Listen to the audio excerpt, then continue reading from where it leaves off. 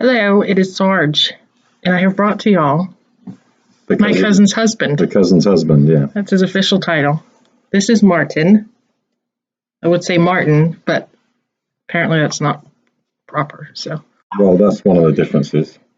yeah, we're going to discuss the differences between U.S., the U.S. and English terms, slang, Yeah. all that. Just life in general, I guess. I was born in England as well, but I've also been gone from there for about 30 years, so there's a lot I don't understand anymore. I got a mug. Y'all know how I am about my coffee mugs? This is what they got me. I like it. And this is just a Cadbury's cream egg, which is kind of very English. Very yummy. But I'm also responsible for about 50 pounds of the ones that I've gained. So, but yeah, this is all his idea. So if you don't like the video, don't dislike me. Blame me. Blame the cousin's husband. Where should we begin? I don't know. That's a good one, what you started with. What? Martyn. Because that's whenever I'm asked what my name is, I always say it's Martyn. And they look at you like you're stupid. And they look at me going, Mark? And I'm like, no. And then I realize that it's the way it's pronounced. It's kind of, you miss the T out of it, and it's Martyn. And then they go, Martyn, no problem. Get anyone ever ask if you're from Australia? They used to do that to my mom all the time. She'd get mad. Oh, that's a funny one, actually, because I've had Australia, I've also had South Africa, and there was a time that when we were in California, I think I've told you this story. Myself and Leslie, my wife, we're in a store, and we were just doing some shopping, and Leslie starts talking to a local lady in California. And she's talking about how her husband's retired and he used to be in a branch of the government, US government, and they were posted abroad, and I think they were based in India or something like that. And she starts then talking about all the different people that she's come across from different countries, and she starts then talking about the British, about how we're hooligans, and she didn't know we were British at the time, but she just started talking about how the British are hooligans, they drink, they can party all night, and so on and so forth. And then she turned around and she said, and so what part of Australia do you come from? So then we had to turn around and say, oh, we're actually English and British. And she made a very swift exit. I'm sure. I would too, because you're a hooligan. I wouldn't want to stay around you. I do think British people are less affectionate than American. I don't know if you agree or disagree. I would say, having lived in California for 3 years and now living in Pennsylvania, I think there's big differences in the US as well. I think from a California perspective, I think that people are generally very open, very quick, very friendly to introduce, but I just get the feel that there's, I don't know what it is, but over here on the West Coast, on the East Coast, sorry, it takes a little bit more to break through that outer shell. But I think there's a sort, I don't know whether it's more sort of traditional over this side from the West Coast. The West Coast is a little bit more, I don't know. Is it right to say liberal versus the East Coast? But I don't know. But yeah, generally, I think people are a little bit more friendly. I like the patriotism side of it as well. And I think that's one thing. People talk about British and the mug and liking the Union Jack and so on and so forth, and God Save the Queen and all that. But I think from the patriotism side in the US, it's a lot stronger and a lot more meaningful, if you know what I mean. I remember growing up in a forces family and being on a UK army base, and we had to stop once, and we were staying in a US army base, and dusk and dawn, where they raise the flag and the bugle plays, everybody in the army base just stops, turns to the flag and salutes the flag, or stops and respects the fact that it's going up and down. And that's something that I really like about the US, is the patriotism side of things, and I think that's really good. I like that. Yeah, I remember when I was on Fort Hood, everything stopped. All the cars stop, pull over, get out. It's good. and something that you don't experience in the UK, whereas you see an active service member or somebody who has served over here, people will generally say thank you for your service. And that was something when my father visited, and we were walking around. There's a submarine, a former World War II submarine in San Francisco, and you can walk around it. And there was a serving member who'd served in the Navy, and he was on the submarine doing the tours and everything. And he spoke to my father and everything, and he actually said to him, "Thank you for your service," because he was an active service member in the UK, and that was something he hadn't experienced before, and he felt it was quite sort of touching. Yeah. Happens a lot more out here. One of the flights I took to California when they were living in California, I had my veteran hat. Y'all have seen in videos before. And you have to buy the snacks and stuff on the plane. And the flight attendant actually told me thank you and offered me stuff for free. I said, I'll just take some chips if you don't mind. She said, no, here, chips, sandwich, drink. They really are appreciative of service over here. No, I think that's good. And then the other difference is food. Food's a big difference. I think, and whenever I'm asked what's the biggest thing that you miss from the UK, and I always say, well, it's family and friends, and then food. I miss it. I still miss it.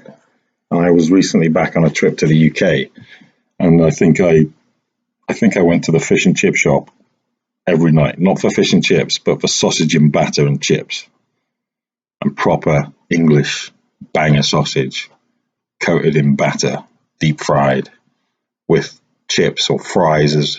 That's the other difference. We call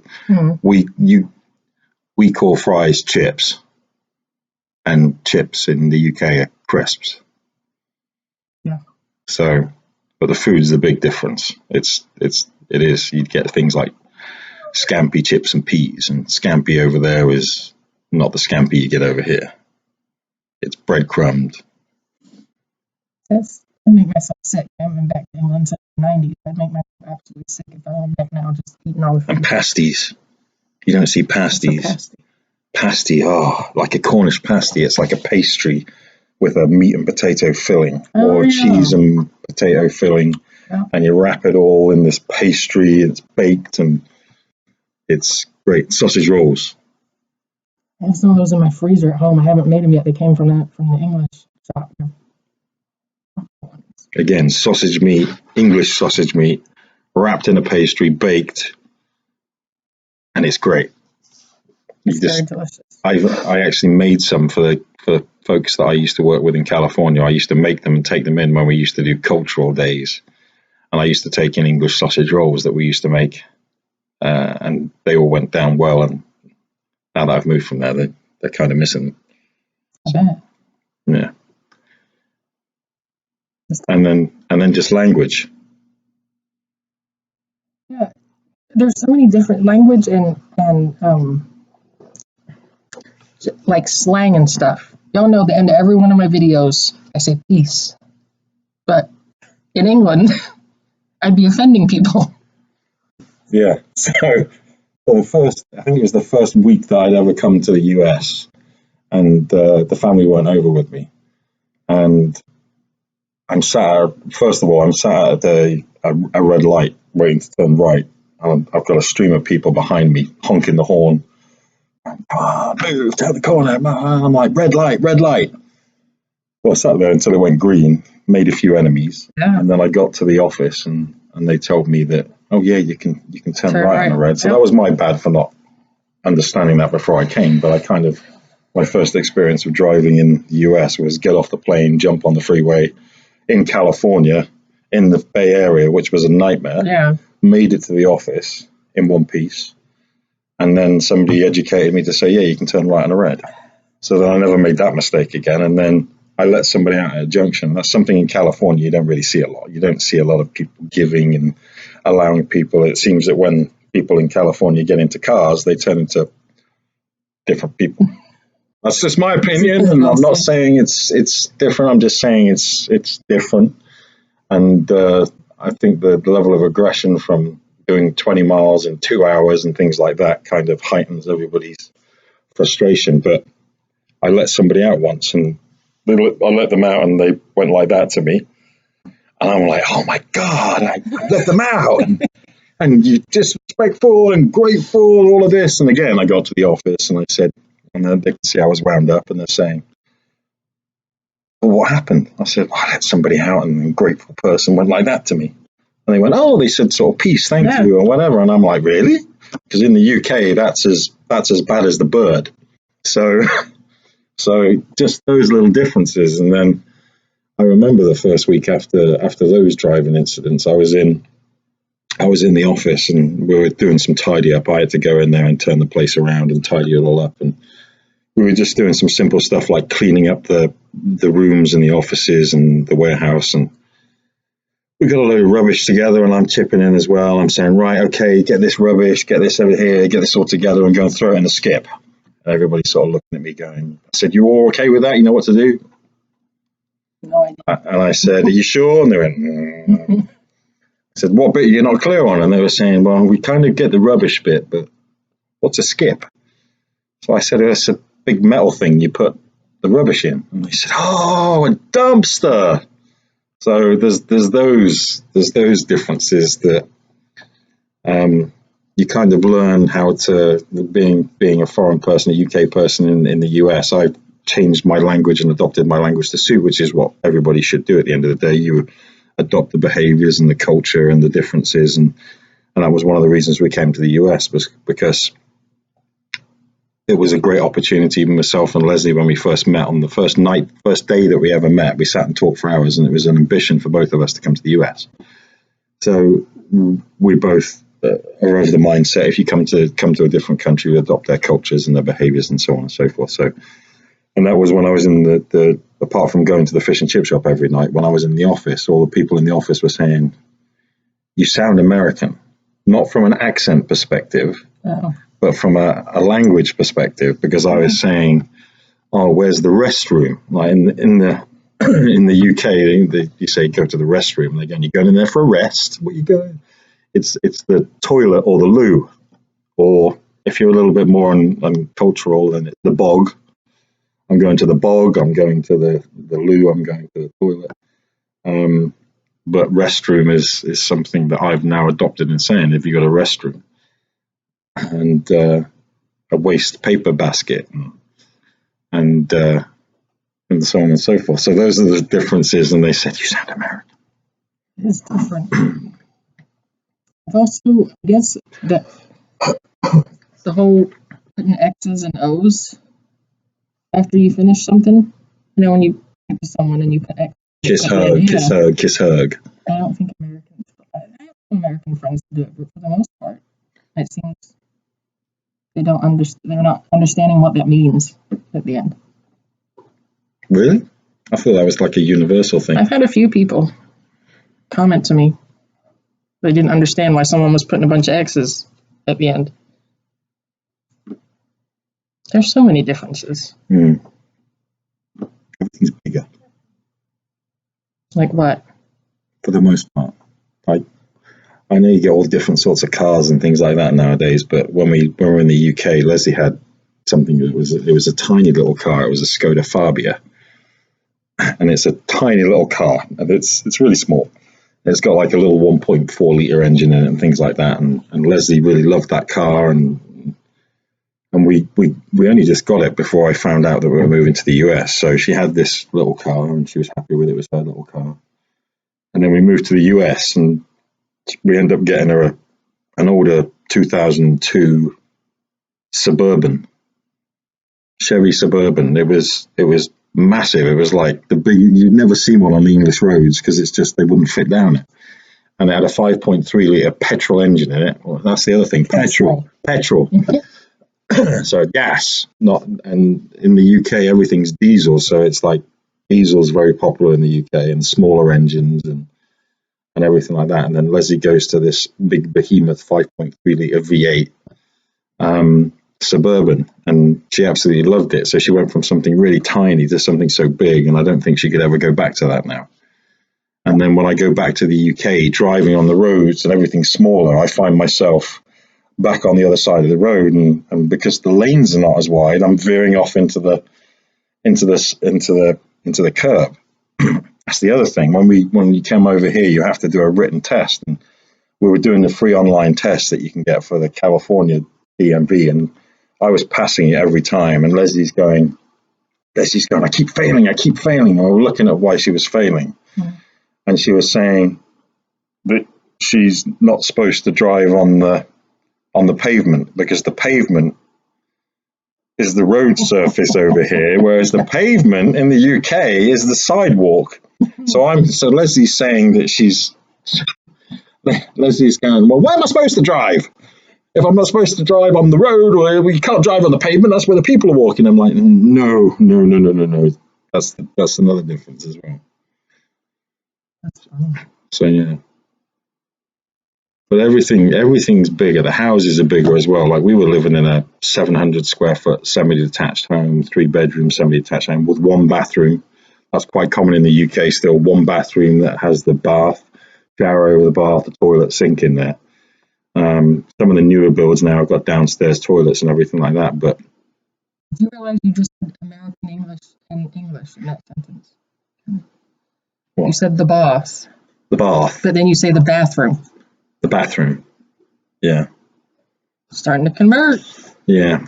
So the house we're in California, they don't have basements, and it was like we went to a 2,200 square foot house. When our furniture arrived from the UK, it was like, holy crap!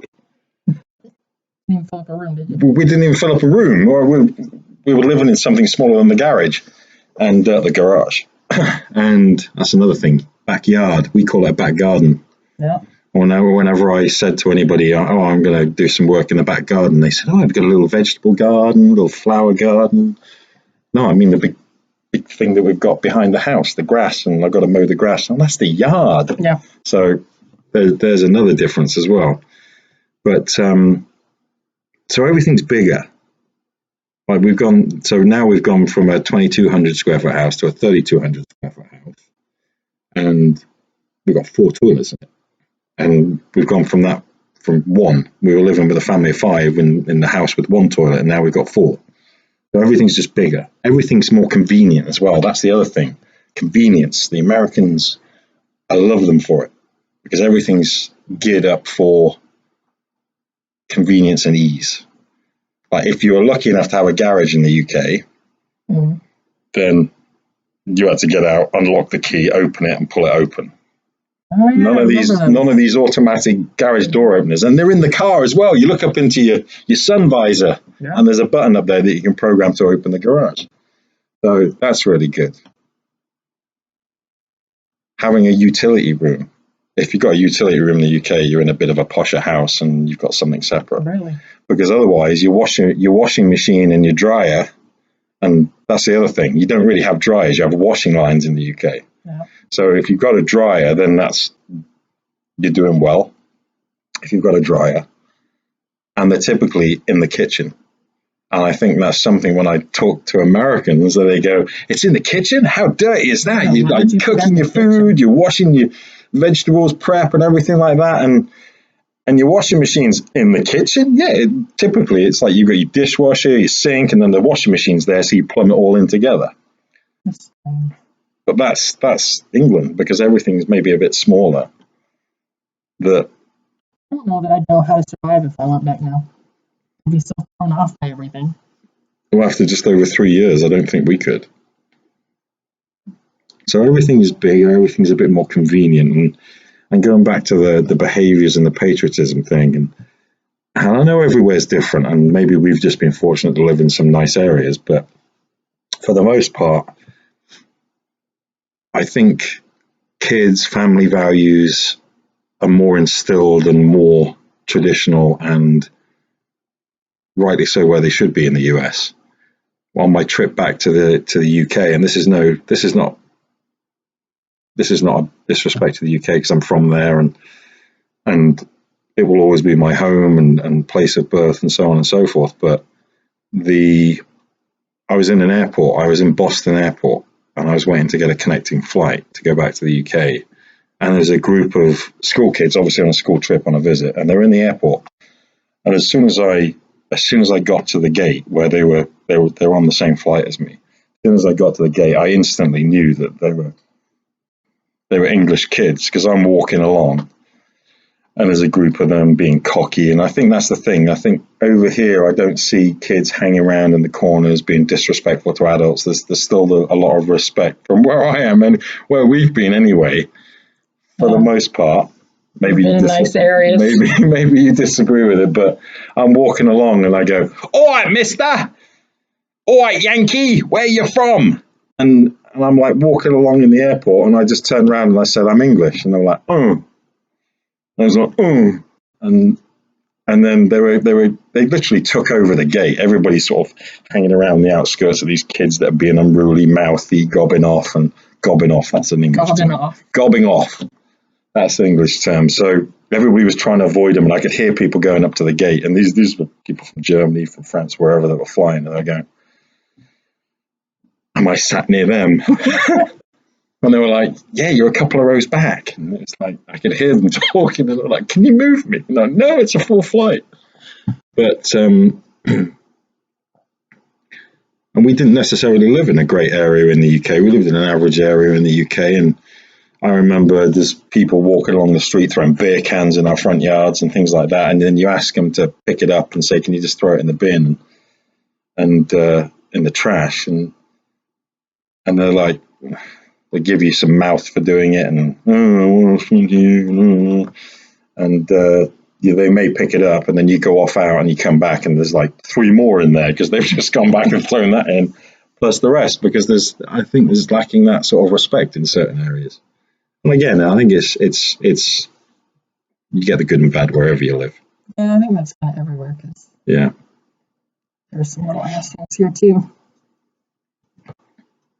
Yeah. My oldest is one. I love him, but yeah. And this conversation is open. I want to see comments. I want to see y'all's, because I know most of my viewers are from either the UK or the US. So feel free to put your input in here. I haven't been back. So I really don't. Like when you said the skip. Yeah. I mean, I knew what he meant, but I'd never heard of it. And then the accent thing. It's real mixed. I haven't had it as much probably over on the East Coast, which is surprising because there's more, well, maybe it's not because there's more, I think it's a bit more of a cultural melting pot over in California where we were living anyway. Like down our street, you had English, Irish, Filipino, Vietnamese, Indian, every nationality under the sun you could probably find. Like the school was much bigger, and you could find such a diverse cultural melting pot over there. But you did get the occasion when, like, I think it was the first week that I'd ever gone over there, and I just stopped into a McDonald's just to get something convenient and easy. That's the other thing. They still charge for ketchup over there. Depends where you go. Oh. But that's the other thing. Over here, I think people say to me, what's one of the favourite questions that I'm asked? What's the difference between McDonald's in England and America? Well, the burgers are the same, the fries are the same, apart from some local differences. Like in California, where we were living, we lived near Gilroy, so they used to do the Gilroy garlic fries. I don't know whether that was a national thing, but that must have just been a local thing. So they used to run local promotions. And the main thing that is different, though, is if you go into restaurants or places like that, is you get refillable drinks. Over in the UK, you don't get refillable drinks. You buy a drink, that's it. You get a drink. And then you want a refill? No, you got to go and buy a new one. You don't have the machines. They serve you over the counter with your drink. But I would say our large drinks over in the UK are your mediums, or the US medium. Everything's smaller there. Everything's smaller. So when I asked for a large when I came over here, and it came out as like a gallon bucket, I'm like, holy crap! What the hell is that? And I don't get that, because if it's refillable, why don't you just buy the smallest one and keep refilling it? You have to leave at some point. Yeah.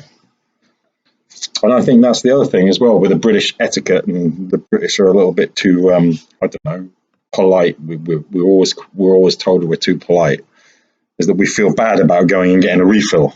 and also leaving with one. So it's like drink it before you leave, so it's empty, and then you leave. I don't know. I'm throwing everything on the way up.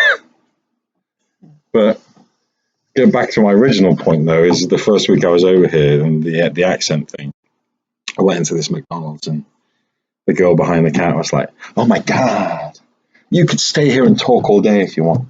And I'm like, I don't really have a very strong, descript English accent because of moving around all over the place.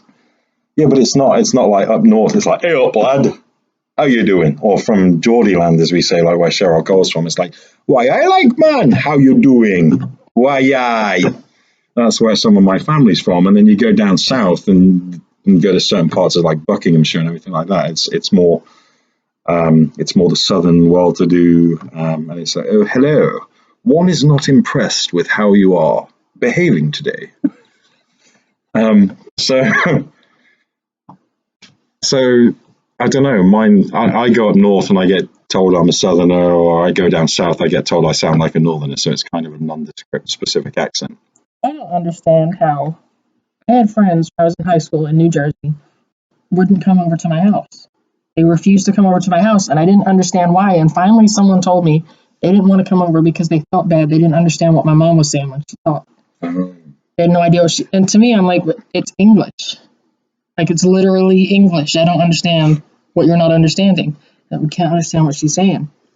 And of course, it's never been a problem for me being from there. But then me and Leslie went to the vet yesterday, and there was a Pennsylvania state trooper in there with his working dog. And she had asked him a question about where his training center was located. And you could just see the complete confusion in his eyes. And then he asked her to repeat it, I think, and you said it again. And then he came up with an answer to a totally different question after he looked confused.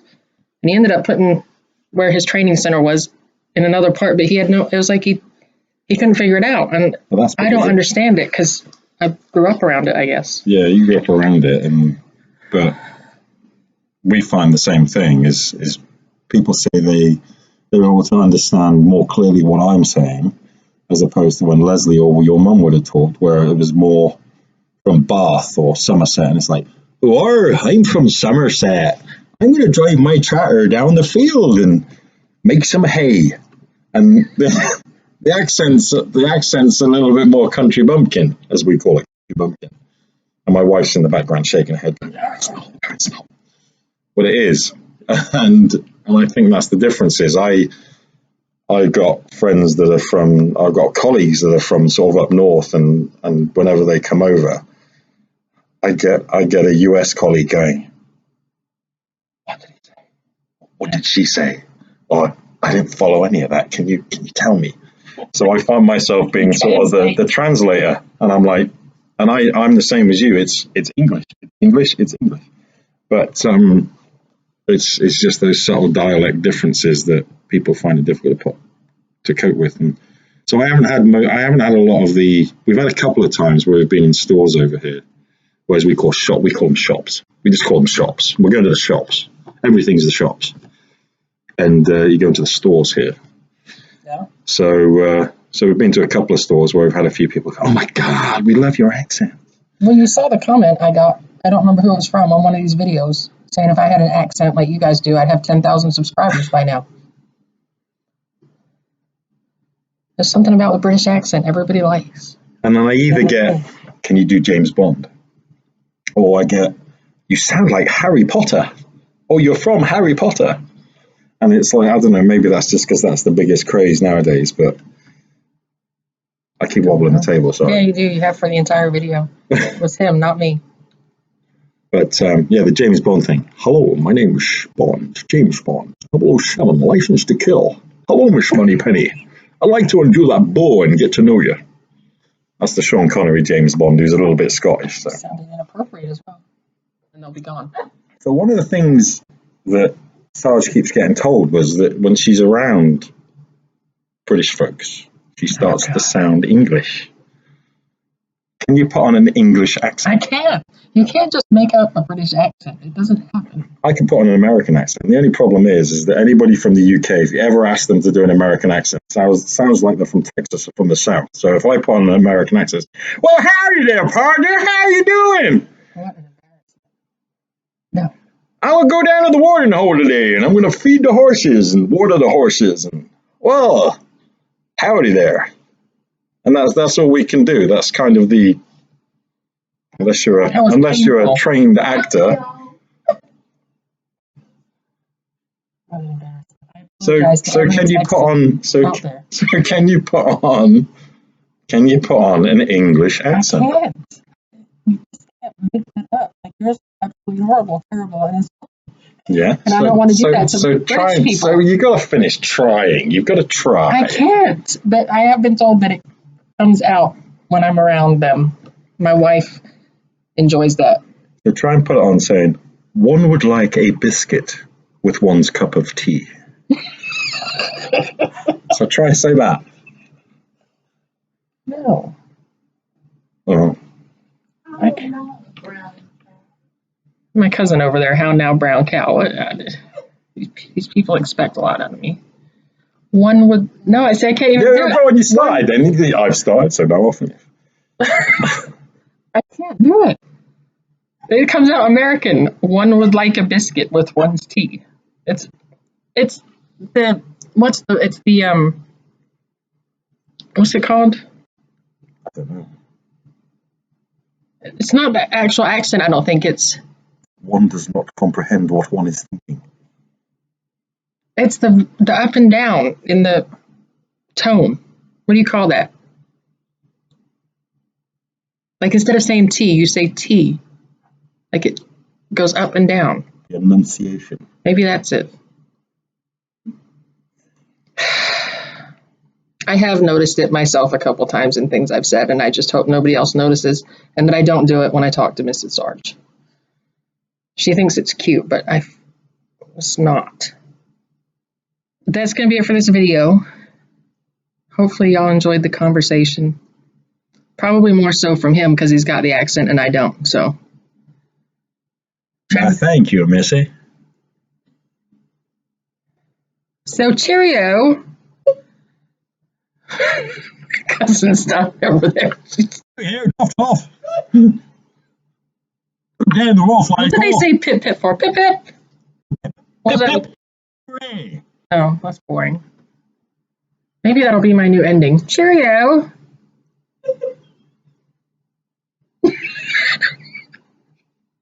I'm just not that British anymore. Anyway, hope you enjoyed the video. We may or may not be back with another one. I don't know. He took the week off while I was here, but has to go back to work on Monday. He's going to miss me. And me and my cousin will be able to get into lots of trouble. We try, but he'll blow up Facebook Messenger all day trying to see what we're doing. Keeping an eye on us. To see what you're doing. You'll have to. Anyway, that's it. Hope you enjoyed it. Comment on the video. Well, don't forget to like it as well. But comment. Let us know your thoughts on what we said. If you agree or disagree or have anything to add, we'd love to hear it. And yeah, I'll be back with another video. I have some little clips of stuff while I've been here that I need to get up. So I will do that until we see you again. Peace.